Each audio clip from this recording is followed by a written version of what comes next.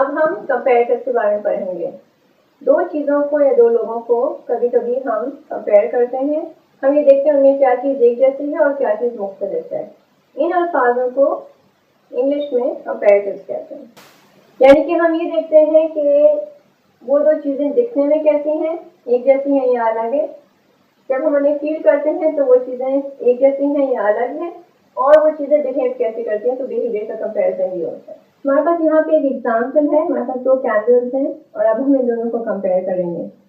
Compare करने के लिए सबसे पहले हम देखेंगे ये दो चीज़ें, ये दो कैंडल्स दिखती कैसी हैं। जब हम लुक्स को कंपेयर करते हैं तो सबसे पहले हम देखते हैं उसके कलर को। कलर कंपेयर किया जा सकता है। ये कैंडल कलरफुल है, ये कैंडल मोर कलरफुल है, ज़्यादा कलरफुल है। हम इसके साइज को कंपेयर करते हैं। This candle is big, this candle is bigger.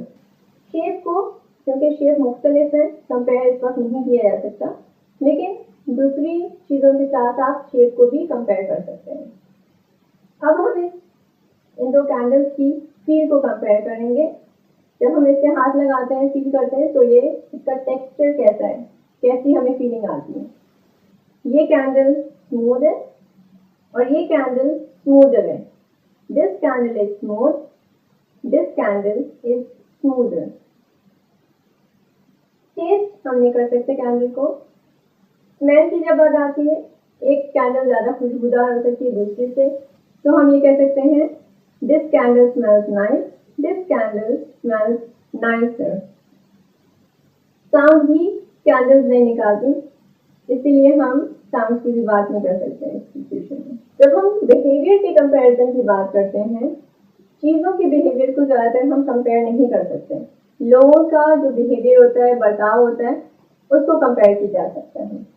यहाँ पे हम ये सोच सकते हैं कि जब कैंडल्स को हम जलाते हैं तो उसका बिहेवियर कैसा होता है। We can say this candle is bright, this candle is brighter. तो हम उसके बिहेवियर को इस तरह से कंपेयर कर सकते हैं।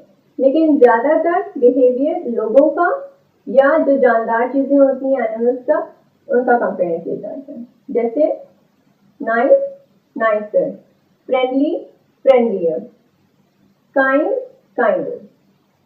अब मेरे पास यहाँ पे दो डिफरेंट किताबें हैं और हम इनको कंपेयर करेंगे।